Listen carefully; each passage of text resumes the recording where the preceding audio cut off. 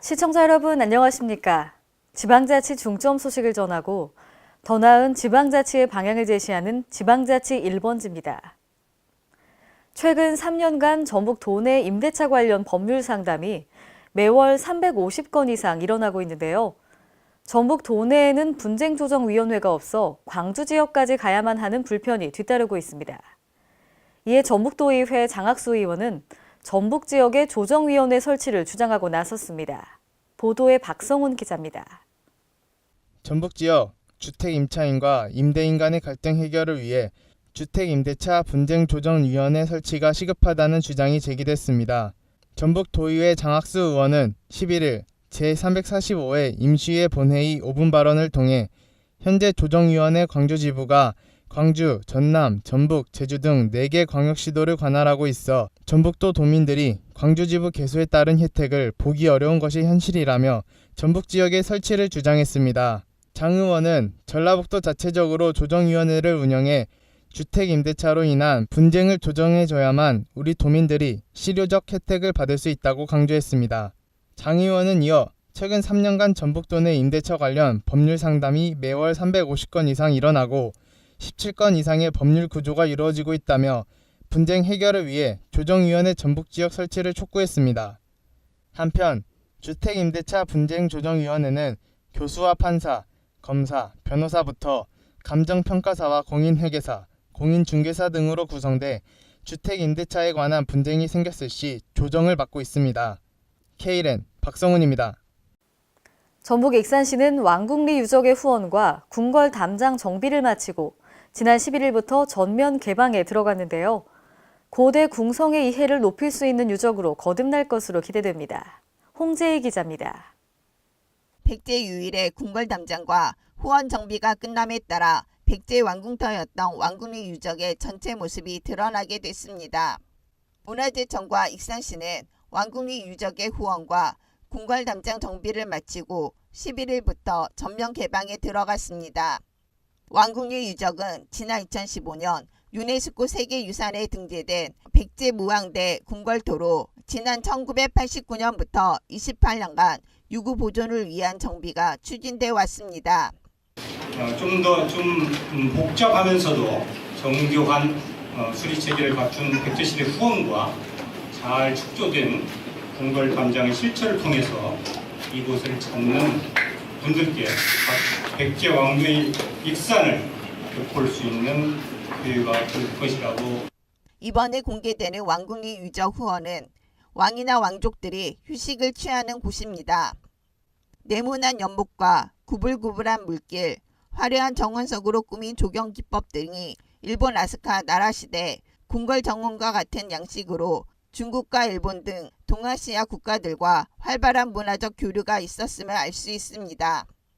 또 후원은 왕궁리 유적 내 북동편에 커다란 구릉으로 형성되어 있으며 구릉의 경사면 아래쪽에는 담장과 인접해 폭 2.7에서 7.2m, 길이 685m의 U자형 대형 수로가 동쪽, 북쪽, 서쪽에 위치합니다. 발굴 조사 후 7년 만에 전 구간 정비가 마무리되어 개방되는 궁장은 평면상 장방형 형태로 총 연장 길이 1.5km에 달하며 발굴 조사 결과 궁장의 높이는 120cm로 2단까지 정비됐습니다. K랜 홍재희입니다. 최근 군산시에 폭풍우가 불어닥치고 있습니다. 한국GM군산공장 경영 이상설과 군산 전북대병원 포기설 등 기류가 심상치 않은데요. 이에 군산시의회 김성곤 의원이 비대위 구성을 제안했습니다. 보도에 신다혜 기자입니다.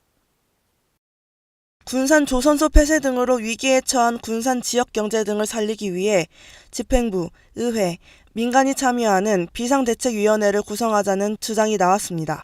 전북 군산시의회 김성곤 의원은 11일 제203회 임시회 본회의 5분 발언을 통해 비상대책위원회 구성으로 시민 역량을 결집하자고 제안했습니다. 김 의원은 현대중공업 폐쇄, 한국 GM 군산 공장 경영 이상설, 군산 전북대 병원 포기설, 바이오 발전소 등 최근 중대한 현안들이 잇따라 발생하면서 상반기 군산 인구가 1,500명이 감소했다며 참담한 심정을 밝혔습니다. 이어 그는 군산은 좌초된 난파선이며 선장은 침묵하고 있다. 행정에만 맡겨놓기에는 역부족이며 군산시 행정을 비상체계로 전환하고 군산시, 의회, 민간이 참여하는 비상대책위원회 구성을 제안한다고 말했습니다.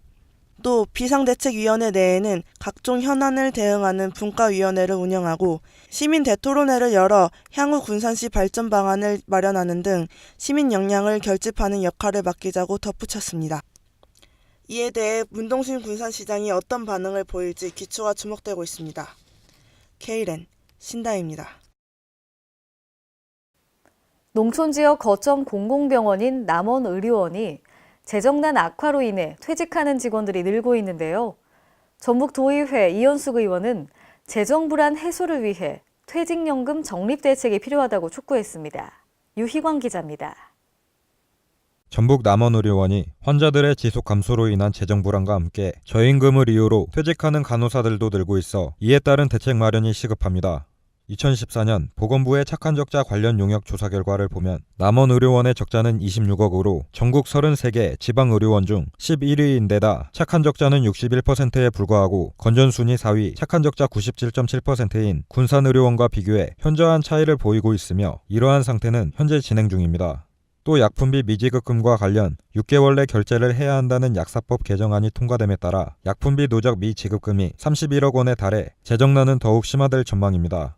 특히 2017년 현재 의료원 연합회의 퇴직금은 3억 정도만 적립되어 있는 상태로 올해 퇴직금 소요 예산으로 예상되어지는 12억 4천만 원을 지급하는 것은 현실적으로 불가능한 상태입니다.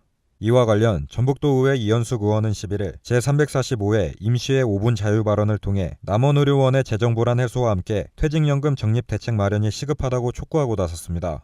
이현숙 의원은 급여 조건 및 문화생활에서 뒤처진 농어촌 지방의료원인 남원의료원이 인력을 충당하기에는 턱없이 부족한 상황이다며 지역 거점 공공병원이라는 거창한 이름만 보고 입사한 간호사들이 낮은 임금을 성토하며 발길을 돌리고 있다고 주장했습니다.